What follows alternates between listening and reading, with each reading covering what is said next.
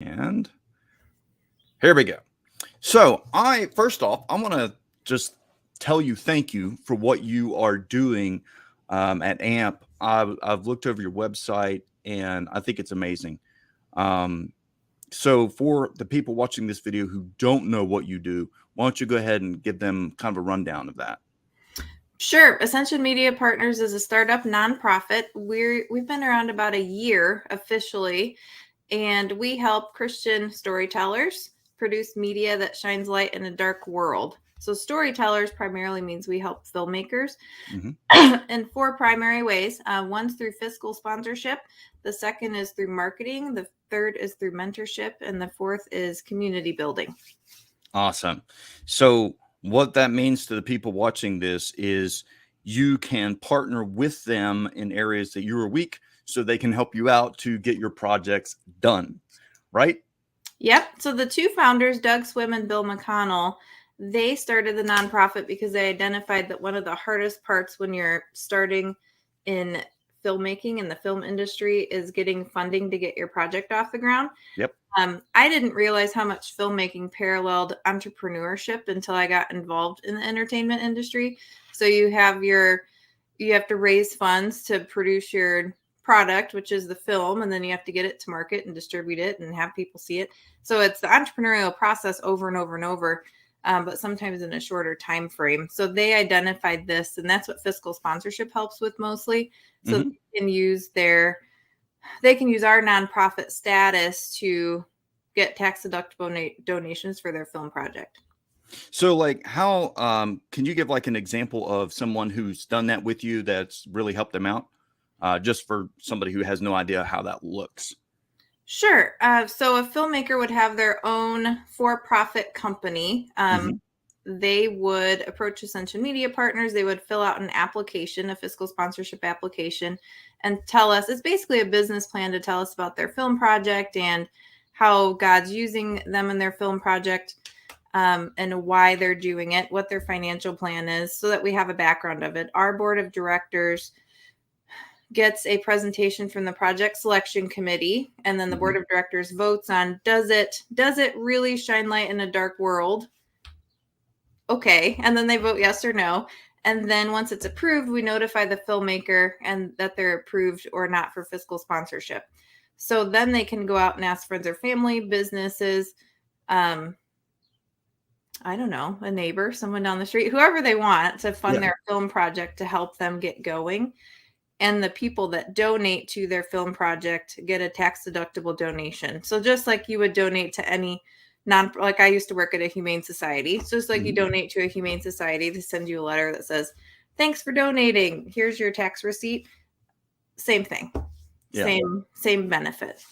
Yeah. And I think that also, because I'm a little bit familiar with some of the independent film processes, the great thing about working with you guys is that there are people who are looking for tax write-offs, and I think it gives them confidence, and the ability to do that. And I think it's great that you guys kind of do all that technical stuff for the filmmakers. Yeah. As far as taking the funds and all that. Sure. And then the other pretty basic thing that we do to get people launched is build a website for them. Oh, cool. It's something that I personally do. So we create a landing page. I meet with their marketing team and the film team and say, how do you want to be represented? We do an interview video that we put on the website to tell donors and potential donors what their film is about. We build all of that out, and then we build a donation or crowdfunding page for them that they could use. And all of that pairs together. So all of that's kicked off after they're approved for fiscal sponsorship. Just another way to help. Yeah. So in a nutshell, you take people who have a God-given idea that's burning in their heart, a desire, and then you pretty much build out all the tech stuff of the money side of it. That is really amazing. I know that like so many Christian film people, like they know how to run a camera, but all the other fundraising stuff that they're totally in the dark. I think it's great. It touches me, I'm like, I wish that we would have had this 20 years ago. So so let me ask you a question. Why do you personally do this? What about helping Christian filmmakers really connects with you? When we turn on the television, we have certain values as Christians of things that we want to watch and things that we don't want to watch. And it's sometimes very hard to find wholesome things to watch. We usually look for PG-13 or less, like my husband and I. And for our children, it's even harder. And so I'm passionate about it because I think there needs to be more good media, and whoever controls the media controls the narrative. So if we can help filmmakers produce more that shines light in a dark world and do it well and do it with excellence, then I think that could be a way to get more of this into the market. I think some people just don't know where to start. And so we help them start. Cool. So like the majority of people that you're working with, are they people who are just starting out, or is this their second or third film? Anyone can use fiscal sponsorship. So if you're an experienced filmmaker that's done it for 40 years, you can use fiscal sponsorship. The majority of people that we help that come to our filmmaker meetups, we have a prayer meeting this afternoon at 3 p.m. ET. That's open to all. But I would say most of the people that come to us are early in their film careers. Cool. And I would like to say to everybody watching this that this is vital to Christian art, because, you know, I remember being younger and you have these moments where like you have a personal revival. And if we can catch these artists when they're young before they run out to Hollywood and get churned through the machine, I think it's amazing. I really like that, because I think it's vital for us as Christians to catch these young artists when they're ready to use their talents for God. So how do they somebody finds us here on LinkedIn, or they find us on Facebook or whatever, and they're watching this video, how do they connect with you? They can reach out to me personally. I actually get a lot of contacts on LinkedIn, and I'm not a huge social media person, but I have an Instagram for messaging. So I do get a lot of messages on Instagram. Cool. So either one of those ways, or traditional email. I stand in my front yard and yell. No, don't do that. I'm not going to tell you where I live. Any of our social channels, but email. My email is Danielle at ascensionmediapartners.org, or our messaging on our website. Yeah. Now, I would also like to ask you about the mentorship that you guys have, because I saw on your website you have a team of mentors who are really sharp. How does that work? So you had made a comment earlier about film school, and you don't learn all the things. So what I'm learning is at film school, you don't learn how to run a business. And so we focus on our niche, I would say, is the business side of the film business with our mentors. So not all of our mentors are necessarily skilled in the entertainment industry, but they're skilled at what they're mentoring on. So for example, we have one of our board members, our treasurer. She is an entrepreneur and chief financial officer. And so if you have budget questions or need to know how to manage millions of dollars that have just come in because you raised so much money, right? Or how investment or whatever. And you're not a business person, but you went to film school. We had someone last week, he said, how do I manage my budget and have the right foundation and make sure I don't get in trouble in a year? And I said, well, you can meet with our mentor. And so they have a mentor session coming up. We have another mentor that helps with distribution. We have another mentor that helps with encouragement. So sometimes people, I was actually surprised at this. I was told within the last couple of weeks that to really get going in film, it takes about 10 years. And I had worked with entrepreneurs previously, and it's like year 7 that you're really like, I'm doing it. This is great. But for filmmakers, it's 10. And so sometimes by year 5 or 6, they're like, does God really want me to do this? Should I keep going? Like, what am I even doing? So we have someone for encouragement. So if we have someone and I hear these things, we say, you need to go meet with him. And so our mentors are skilled at marketing. We have someone that does crowdfunding. He's raised millions of dollars for films and film studios. So really whatever you need help with the business aspect of filmmaking, we can help with. But then we have Bill on our team. He's worked on 65 films over 40 years. So we definitely have the creative piece as well. But I would say our primary focus is the business side. Yeah, which is great because, like you said, I think that's a major weakness for artists, particularly, is their skill set is really strong on art, but it's really weak at the administrative stuff. And so I think by partnering with you guys, that really can open doors for them to have the foundation to be successful in this. And I think something you touched on there that I think is really vital is that time. If I could go back and tell myself something about Christian media, it would be, hey, it's going to take you years to be able to do this. And I think that you guys having the encouragement is really important also. What about the what is your favorite part of working with Ascension Media? I like hearing the stories of how God brought people to film. Those stories are really interesting, and I ask almost everyone that I meet with. God brought me to film in a really indirect way. It's not my background at all, but I'm learning so much, and everyone I get to meet is incredible. But the ways that God, and it's like that in life too, but filmmakers, they're good storytellers often. And so I get to hear all these really awesome stories about this is how I got here, and this is what God's doing, and this is my plan. And if this works, how many people can it impact? And a conversation I had about a month ago was with someone, and they were talking about how the opportunity now for us as a generation of people and Christian storytellers to reach like the ends of the earth with media is like higher than it's ever been. So I've heard a couple of times recently that people will be in these like huts with no electricity and no bathroom, but they're watching Lord of the Rings somehow. Like they're getting this media that they want to watch. So can we get that to them? Yeah. And so you have the stories, and then you have the visions that God's given these people that are sometimes really big, and they're like, can I achieve it? And we're all like, well, yeah, you can. So that's why we're having this prayer meeting today. We're going to have every month to pray over the industry and pray for the people that are coming and pray for the work that they're doing, because it's so important. Yeah. Yeah. So if you don't mind my asking, how did you get involved in the film? How did that process happen?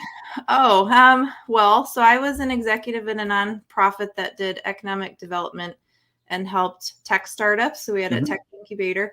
So I was on their leadership team there, and we had an overwhelming season in our life, and God told me to quit my job at a walk at a park, which was kind of unbelievable because, like, what's the plan? Like, I'm a planner. Me too. Like, my husband, we met in college, and he used to joke he was going to steal my planner, and I wouldn't even know what to do with myself because I'm less like that now. When you have kids, I feel like that's just out the window, right? So anyway, he told me to quit my job. My husband and I talked about it, and he's like, well, we have to be obedient. And we had a good conversation about it and prayed about it over the next week. And I resigned 7 days later. And then God called me back to entrepreneurship. During that time, I got involved in a group called Faith Driven Entrepreneur. They were launching their inaugural foundation groups. They have them all over the world now, but I was in one of the first two that they had. I didn't know that at the time. And then I wrote an article about parentpreneurship, and it was supposed to, I wrote it in April, but it didn't get posted until the summer. So the day before, they had put my bio and my picture up. That same day, Bill in Florida had been praying about someone with his partner, Doug, to help them launch this nonprofit. And he came across my photo and bio, and God told him to contact me. So I got a message, hi, I'm Bill from Florida. I'm an executive producer. I want to talk to you about helping us launch this nonprofit. And I said, okay. Wow. So it was really a cool way that he brought me here. So I met with them and heard their faith story and what they were trying to do, and everything in my skill set that I'd built up until that time fit perfect to launch this thing. So I'm like, sure, let's go for it. So here I am. I've been working with them about 2 years, but the nonprofit's about a year old. Awesome. I think that I don't know how to explain this to people who don't know, but there's a revival going on right now in arts and media, and God is pulling these people out, because my story's about like yours.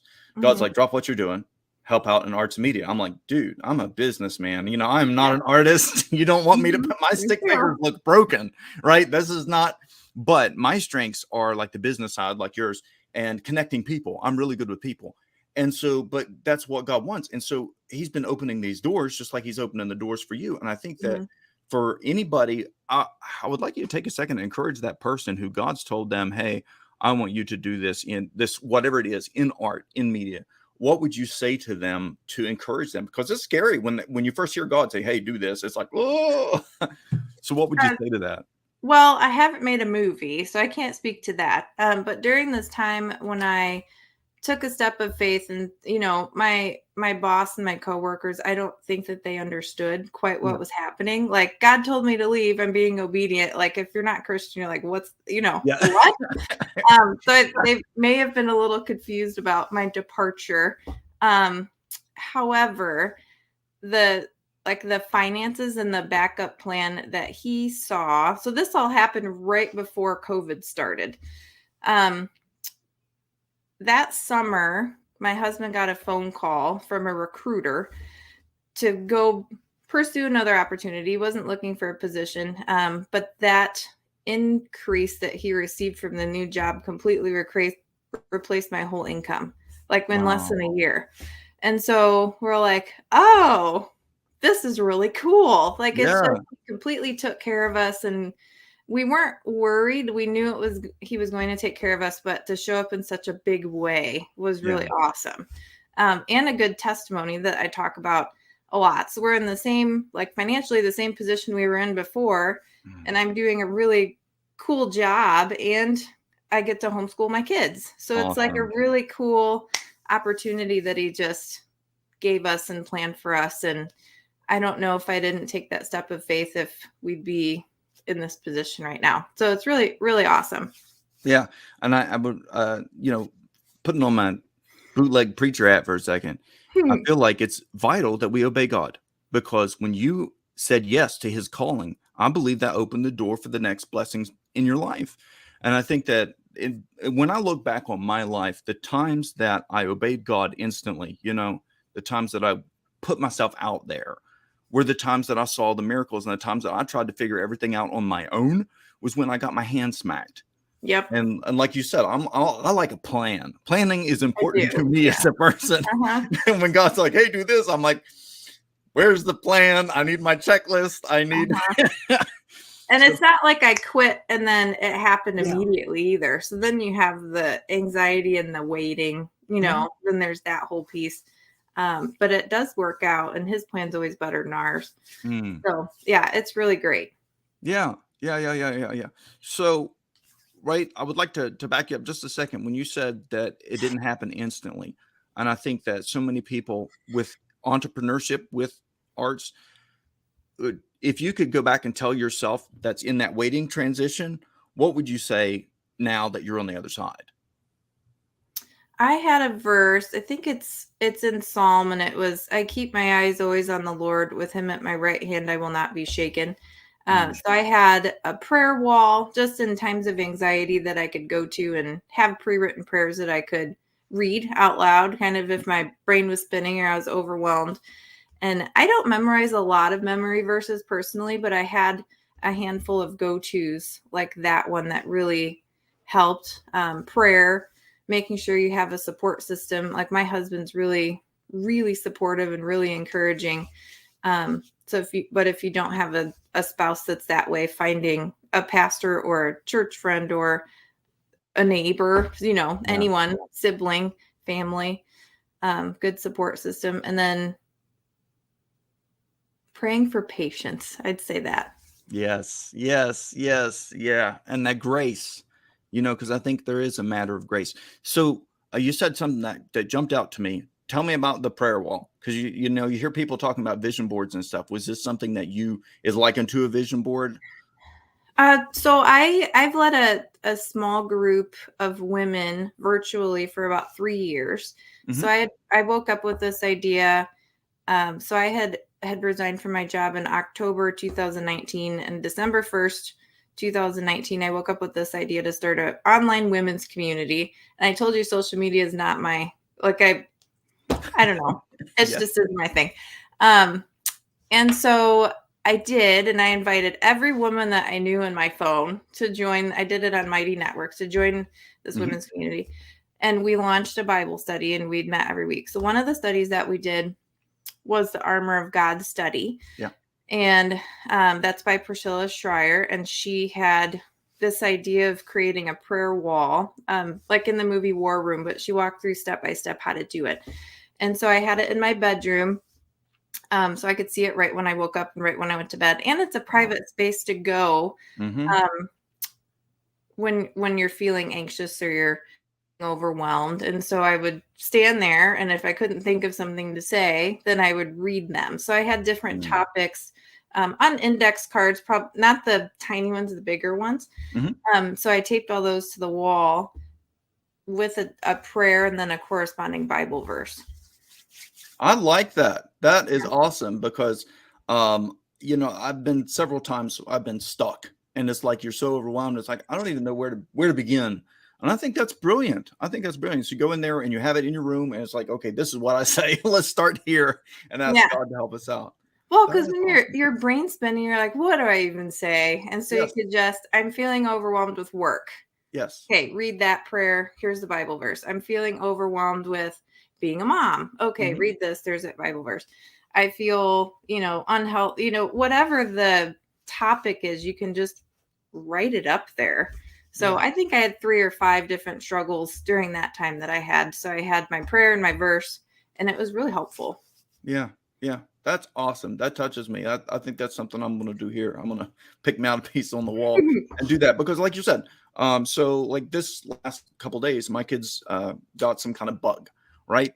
And as a parent, you hate to see your kids even a little bit unhealthy, and you want to go in and fix all their problems, but sometimes you just can't.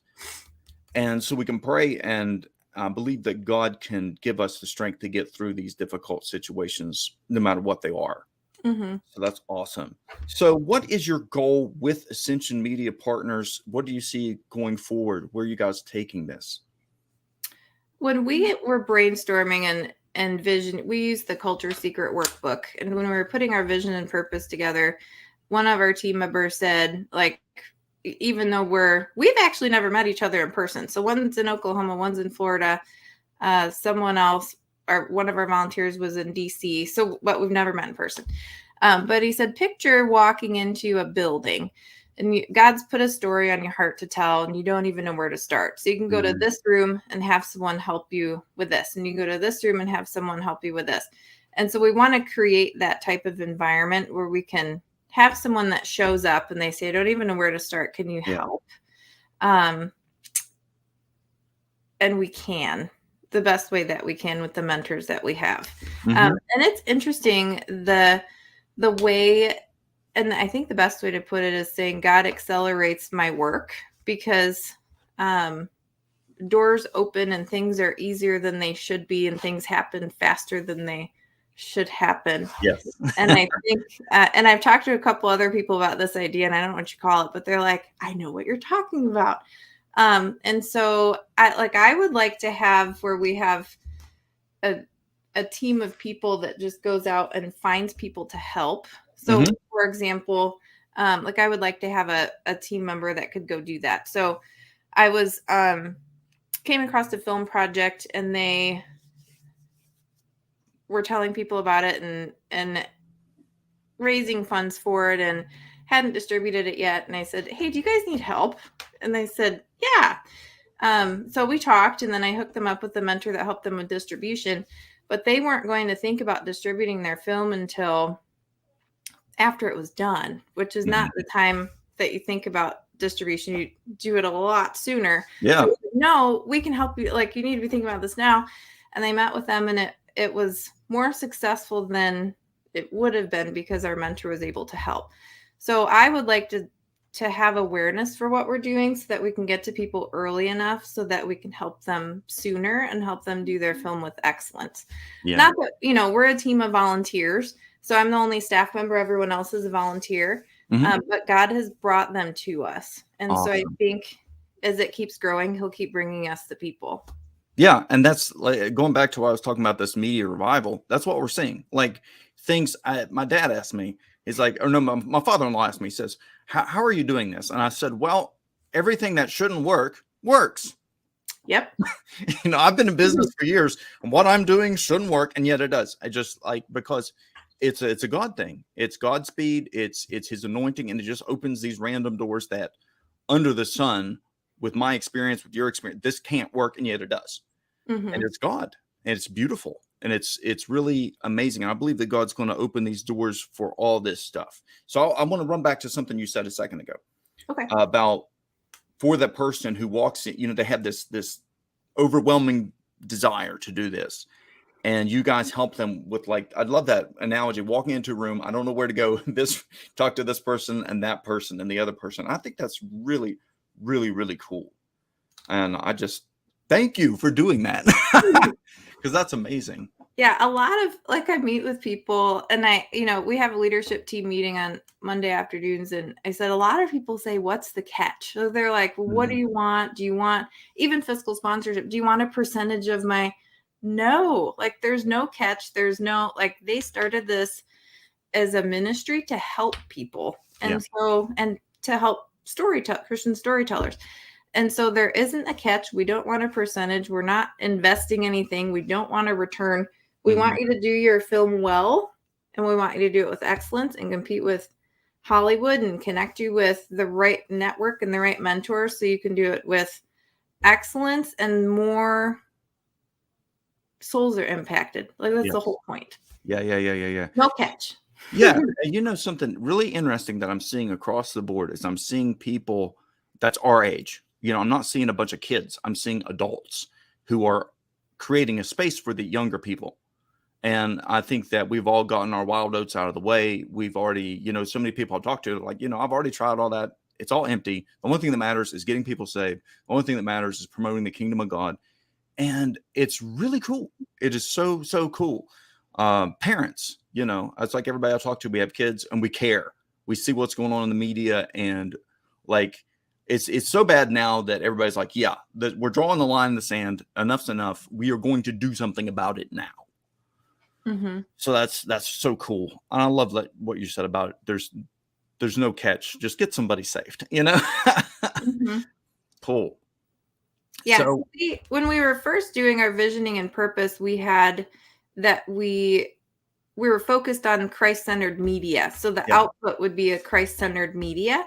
But most of the teams that were coming to us that were creating films were Christian storytellers making media for secular people that were redemption stories or light shining stories, but that weren't necessarily the story about Jesus's life. Yeah. And so we shifted from Christ-centered media to focusing on helping the Christian storyteller instead of so focused on the media. And I think that was a good shift that we made, because a lot of the Christian storytellers might not be writing a Christ-centered film, but their film is so impactful and it has Jesus threaded throughout, and you can see it and you can feel it because the Spirit helped them make the film, but it might not necessarily be a Christ-centered film. Yeah. Or it could be a metaphor. I think we can reach people with the gospel through metaphor really powerfully. And so, yeah, I totally agree with that move. I think that was absolutely 100% right. What other things would you like to talk about as far as what you're doing at Ascension Media? How can people, because you're a nonprofit, right? So you accept funds at all times, right? I assume. We would love funds. Send all the funds. Awesome. So they can go on your website and donate and get involved. Do you guys have a partnership program? What do you mean by partnership Where program? people give every month? Oh, yeah. You can select annually, monthly, whatever interval that you would like. And then you can donate to our general fund to help what we're doing as a nonprofit to help filmmakers, or you can pick a project to donate to specifically. So if you donate to a project, 95% of the funds donated go to the project. So our administrative fee, which is one of the lowest, if not the lowest that you can have, is 5%. So we chose the lowest that you could choose. So 95% goes directly to the film project. Yeah. So and I would donate 2 ways. Yeah. And I would like to kind of shine the light on that. A lot of nonprofits, like, they only by law have to give the person that they're raising money for like 3%. And you guys kind of flip that on their head, and you're like giving them 90% or 95%, rather. 95. Yep. And that's a huge difference. Instead of keeping the 95, you're giving the 95. That's amazing. It really, really is. So kudos to you for doing that. That's awesome. That's real awesome. So what projects do you have now that people can get involved in funding right now? They're all on our website. We have 7 projects that you can fund. They're all different. So one of them is, let me pull them up because I want to make sure I don't forget any of them. And while you're doing that, I want to say to the people watching that get on their website, check it out, and you can find the project that resonates with your heart. And that way you can get involved. And like she said, you can go ahead and join on them and send them money every month, because we've got to, if we can get the Christians to take the $8 a month that they're giving to the demonic media programs and give it to people like you, Lore, all these Christian companies, we can really start turning everything on its head very quickly and start getting non-propaganda out there that's actual good stories. So go ahead, tell us about your projects. Sure. So one is called Calculated Sequels. This is I would say similar to the Hunger Games. So it's a novel series that's being turned into a film franchise, and the author is Nova McBee. So that's one that you can donate to. The next one is Finding My People at Yagni Cheeto. That is a story about a American Indian tribe in Louisiana, and he's telling the story about how their land is being taken away and their culture is not getting passed down to the latest generation of children, and what all of that looks like in that Indian tribe, which is really interesting. Yeah. The next one is Marry Me.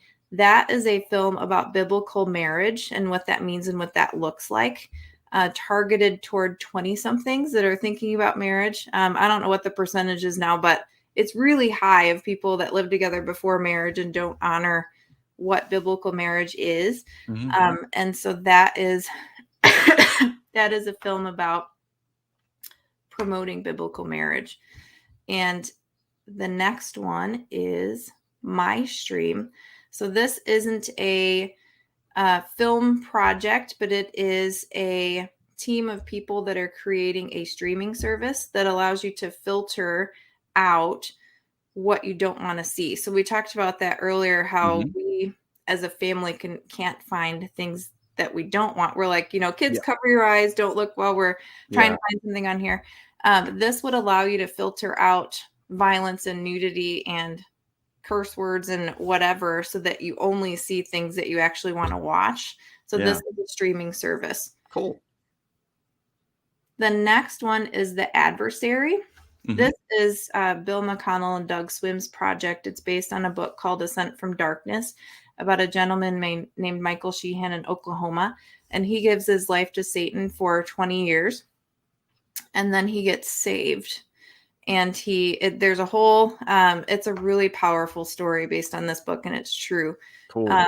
So that's one that'll probably be released in the horror genre, like around Halloween time once it's done. So, but it's targeted for the secular market to see this redemption story when they're in the theaters. The whole point is, when you're not making a completely Christ-centered film, is, with this one, like, would you encourage someone to go read their Bible or to ask questions, or like, why did he after 20 years shift, to ask questions and to get that, like, that spiritual awakening.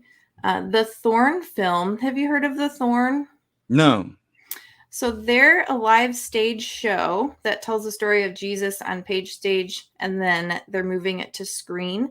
So they describe it as Cirque du Soleil meets Passion of the Christ. And so it's a theatrical performance. It's all over the country. And then they're moving internationally and translating it into 5 different languages. Cool. Spanish sold out, from what I hear. It's performing really well. They're adding more locations, but they've been around for 25 years. A million people have seen the gospel. They're expecting like 40,000 more to see it this year. Awesome. And they've taped this like you'd watch Hamilton, or you'd watch a recorded performance on TV. They're doing that with with this. So it'll be on film for people to be able to see. Cool. And then the last one is Uncaged. And this one is about a story of a 13-year-old girl that's kidnapped and put into sex trafficking. Mm-hmm. And then she gets out after 10 years. And then she exposes the people that harmed her and saves the other girls that are still caught up in that. So that's a trafficking awareness. Yes. And that's very important. I have 4 daughters, and I feel very strongly about, the trafficking stuff. It has to stop. It must be addressed, and it cannot be hidden. It needs to be, like you said, we need to shine the light on it and say that there is a problem and it must be dealt with. And we expect our leaders to do something about it. Yeah. Great. So how long does the process take? Somebody's got that thing. God said, hey, do this. They come to you. How long does the process take between the time they walk in the door and the time the film is done generally? The film done is really dependent on the person. We help them get launched and started, sign them up with mentors and mentor meetings. The fiscal sponsorship process, which is the first part, the turnaround time is mainly dependent on like signatures and having their lawyer review it if they want. But we can do that in as quick as a week usually. Wow. Cool. What would you recommend someone do who's just kind of starting the process out? They're just kind of getting their feet in the water, so to speak. Where should someone start who just has an idea? Do they go ahead and reach out to you? What do you recommend for that person? That's an option. And then 2 is to come to one of our filmmaker meetups to ask questions of the people who are mentoring. So the next filmmaker meetup that we have is in April. And Jeff Holder is going to be our speaker, our mentor, and he's going to be talking about navigating being a Christian in the media. So that's really a good, like if you're thinking about being a Christian in film production or the media or navigating that space, that would be a good one to come to. But I think any of them would be good to come to. We have them every month. So you can meet other filmmakers, network with them, ask them questions. And then we cap it at 10 so that there's live mentoring there and people can take away tangible action items that they can do like that day. Awesome. So we keep them small on purpose. Yeah, that's really, really neat. I like that because, like you said, sometimes if the room's too big, getting that attention to get stuff done, it can be difficult. Yeah. Cool. Let me see. So is there anything else that you would like to discuss on this? Sure. The only thing we didn't talk about is the 4th way that we help is through community. So not only through our filmmaker meetups and our monthly prayer meeting, but we've launched a Slack channel called AMP Filmmakers that people can join and talk and meet up geographically if they want and start building relationships there. So that would be the 4th thing that we haven't talked about that I wanted to mention. Yeah. Which is really cool. So how does somebody come who they watch this video and how do they connect with that Slack channel? It's on the website. The community link's on the website. Great. So then the last question I generally ask people is if you could tell yourself, the version of you that's 20 years younger watching this, what would you tell yourself kind of if you had 3 to 5 points and you could say, hey, listen, do this, don't do that. What would you say to yourself? Oh, that's a big question that you didn't prepare me for. I don't prepare anybody for it. That's okay. 3 to 5. I would say the first one is do what you love for your work. And I say this because I was going to go to art school. So I love painting. I love art. I like designing. I like color. That's what you catch me doing. If I have some spare time, I'm creating something artistic, visually artistic. Now, I'm not a filmmaker. Like I'm blown away I'm like, Scott, my husband, I said, I don't know how these people just come up with this story and how it all pulls together in their head. Not that kind of creative. but I can make a painting and it's beautiful. Mm-hmm. And so I got talked out of going to art school, which is what I really wanted to do, and went to business school and got my MBA and did that whole thing. And I'm doing really well and it's great. But I would say do what you love sooner. Now I'm like, this is like the perfect job. It's just like I love it. So God has led me this way. In his time and at the right time. But if you could do what you love sooner and kind of ignore the outside voices that talk you out of things, which leads to my second point, which would be surround yourself with people who encourage you, not people who discourage your dreams or discourage what you're trying to do, but help you be better. Like you're around people that when you come away from them, you feel drained and you don't feel good. And you're just like, why did I do this again? Like to myself. And then you have other people that encourage you and they're uplifting, and that's what you want to be to other people. But you also need to make sure you surround yourself with those people. I agree with that. And then I would say the third thing, we've had a lot of trials the last handful of years, and so like my faith and my daily Bible reading and my leading others to that space has become really strong with all that the last handful of years. But I wish I would have started it sooner. Like I wish I was reading the Bible every day when I was 20. And I wish I was sharing the gospel with people when I was 20. Because I think when you're like, I'm really confident now, talking to people and sharing my faith story and testimony. I wasn't as confident in my early 20s. And so that's something I wish I would have done, because what an impact I could have had at my jobs and my work and my spaces and my sphere of influence had I been doing these things as a Christian sooner. Yeah. I get that for sure. And I think something you said there that I would like kind of draw out a little bit is it's okay to sever relationships that are toxic.